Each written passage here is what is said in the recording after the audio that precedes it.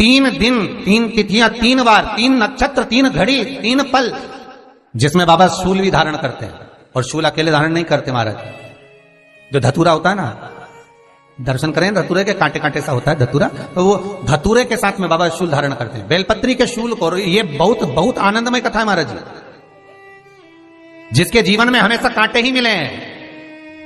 बेटी बड़ी हुई तो घर में मायके में दुख देखा, और मायके से गई ससुराल में तो ससुराल में दुख देखा।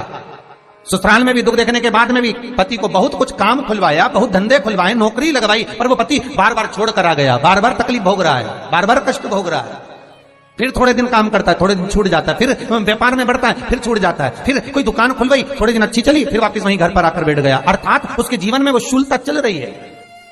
तो बाबा देवाधिदेव महादेव कहते हैं, ये 3 घड़ी 3 पल 3 नक्षत्र 3 समय 3 दिन में जो शूल मुझे समर्पित करता है, उसके जीवन से मैं शूल हटा देता। वो 3 दिन लिखे स्कंद पुराण में। महाराज, बैसाख महीने में जो प्रदोष आती है, बैसाख के महीने में बहुत ध्यान से सुनना भाई, जो अपनी जिंदगी से बहुत तंग आ गए हो, परेशान हो गए हो, कष्टमय जीवन जी रहे हो, बहुत दुखी हो गए हो, उनके लिए ये स्कंद पुराण का चरित्र फिर मिले ना मिले, आप प्रेम से सुनिए भाव से। पहला, बैसाख महीने की प्रदोष, चाहे वो शनिचरी प्रदोष हो, चाहे रविवार की हो, सोमवार की हो, मंगल की हो, बुधवार की हो, गुरुवार की हो, शुक्रवार की हो, शनिवार की हो, कोई भी वार की हो, पर बैसाख महीने की प्रदोष, प्रदोष काल में शाम का समय सूर्य डूब रहा हो, बस डूबा ही हो, और उस समय पर सूर्य के डूबन के तुरंत बाद बाबा को धतूरे के साथ में बेलपत्री ना चढ़ाते हुए बेलपत्री के वृक्ष के 7 कांटे बाबा के शिवलिंग पर समर्पित करे जाते हैं महाराज, अपनी जिंदगी में अड़चनों को हटाने के लिए।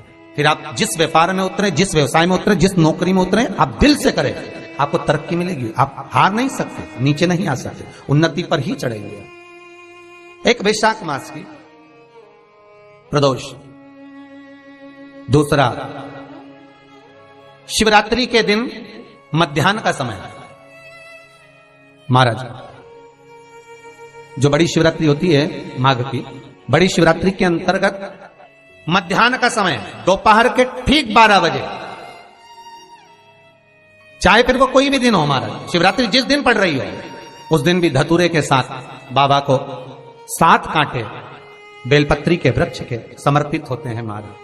इसमें आप ये वाले जो कांटे हैं, जो शिवरात्रि के दोपहर 12 बजे वाले हैं, अगर कोई मदिरा पीने वाला हो, व्यसन में डूबने वाला हो, कोई जुआ खेलने वाला हो, कोई गलत वैश्यावृत्ति करने वाला, या अपने मार्ग से विचलित कोई व्यक्ति है, उसके लिए भी ये कांटे बहुत काम आते हैं महाराज। दूसरा, पार्वती, तेरे द्वारा तेरे नयन अश्रु से जो प्रगटा हुआ बेल का वृक्ष है, द्वितीय शूल मैं वहां धारण करता हूं।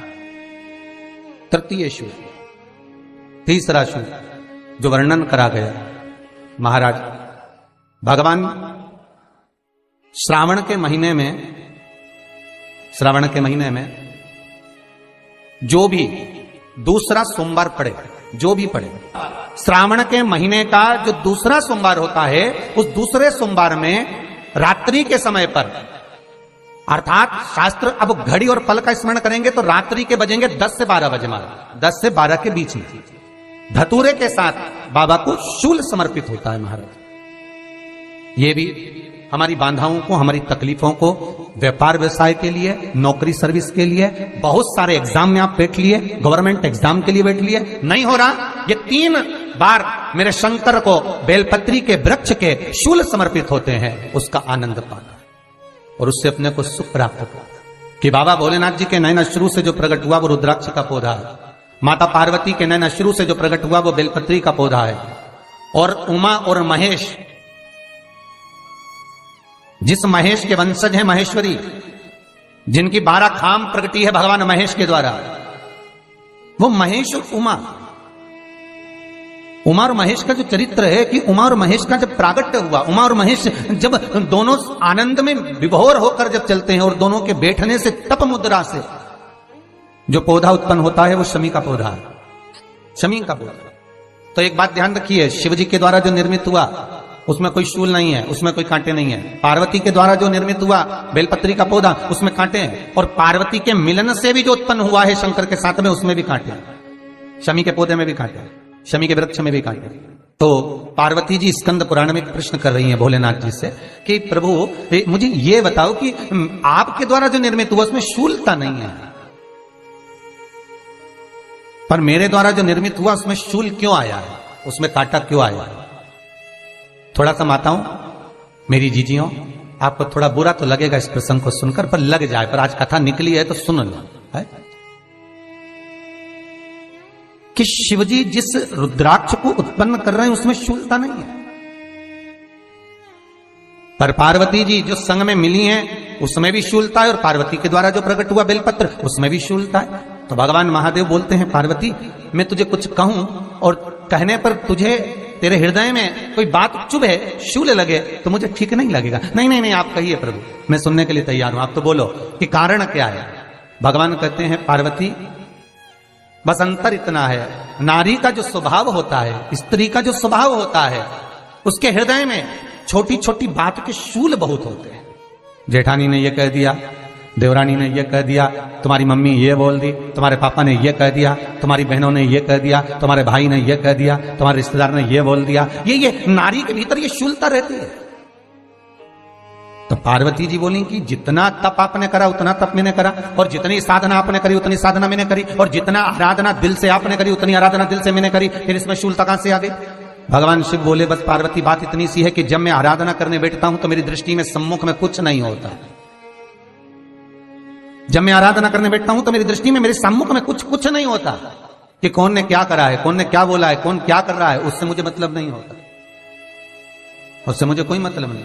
पर पार्वती जब तू आराधना करने भी बैठती है ना, तो तेरी चित्त वृत्ति में कहीं ना कहीं किसी ना किसी रूप में कोई शूल आ ही जाता है। कई माताओं की आदत देखी साहब, भगवान की सेवा करने बैठी है तो भी भीतर थोड़ा सा शूलता भरी हुई है। महाराज बताओ, इतने सारे भगवान इकट्ठे कर लिए, मैंने बोला था बहू से कि वहां रख लेती है, बताओ इतने सारे यहां पर लाकर रख दिए हैं, अब इसकी सेवा करना पड़ रही है, अब ये करना पड़ रहा है। प्रसाद लेने के लिए रसोई घर में गई, भगवान का भोग लगाने के लिए, तो उसमें भी शूलता आ गई। इतने घंटों से मैं सामान ढूंढ रही, फ्रिज में मिल ही नहीं रहा, मैंने रख के गई थी, भगवान जाने कहां चले गए। भगवानों को वस्त्र पहना रही है तो शूलता है, अलमारी का ड्रॉज खोला, इसमें मैंने सामान रखा था, ना जाने भगवान का श्रृंगार कहां चले गया, कौन ने हाथ लगाया, फिर शूलता आ गई। भोजन करने बैठे तो शूलता है, कोई कार्य के लिए जा रहे हो तो शूलता है। अर्थात कहीं ना कहीं नारी के जीवन में शूलता बनी हुई है। और पार्वती जब तुम भजन करो, तप करो, साधना करो, भक्ति करो, उसमें शूलता नहीं होना चाहिए। पार्वती जी ने कहा, भोलेनाथ तो क्या आप मुझे स्वीकार नहीं करेंगे बेलपत्री के रूप में? क्या मुझे स्वीकार नहीं करेंगे शमीपत्र के रूप में? पद्म पुराण, स्कंद पुराण, लिंग पुराण, नर्मदा पुराण और शिव महापुराण, ये सारी पुराणे वर्णन करती है। पार्वती जी का खंड आनंद वर्षित कर रहा है, वर्णन कर रहा है, पार्वती खंड वर्णन कर रहा है, सती खंड वर्णन कर रहा है, उमा संहिता वर्णन कर रही है। क्या आप मेरा ये बेलपत्र का स्वरूप आप धारण नहीं करेंगे? इसमें शूलता इसलिए भगवान कहते हैं, नहीं नहीं धारण तो करूंगा, पर शूल धारण नहीं करूंगा, मैं शूल धारण नहीं करूंगा। मतलब बेलपत्री में जो कांटे लगे रहते हैं, बेलपत्री की उस डाली के अंदर जो कांटे शूल रहते हैं, भगवान शिव वो धारण नहीं करते। आप उस बेलपत्री को आप बड़े प्रेम से, आनंद से पत्ते को निकाल लीजिए, तोड़ लीजिए, उतार लीजिए, और फिर भगवान को वो प्रेम से समर्पित करो तो भगवान स्वीकार करना। पर भोलेनाथ, ये बेलपत्री का जो वृक्ष है मेरे नयन अश्रु से उत्पन्न हुआ है, मेरे द्वारा उत्पन्न हुआ है, फिर तो इन कांटों की कोई महत्वता ही नहीं है, इन शूल की कोई महत्वता नहीं है। पार्वती केवल 3 दिन ऐसे रहेंगे, 3 बार ऐसे रहेंगे, 3 तिथियां ऐसी रहेंगी, 3 समय ऐसा रहेगा जिस समय पर तेरे द्वारा निर्मित शूल को भी शिव धारण करेगा और जगत का कल्याण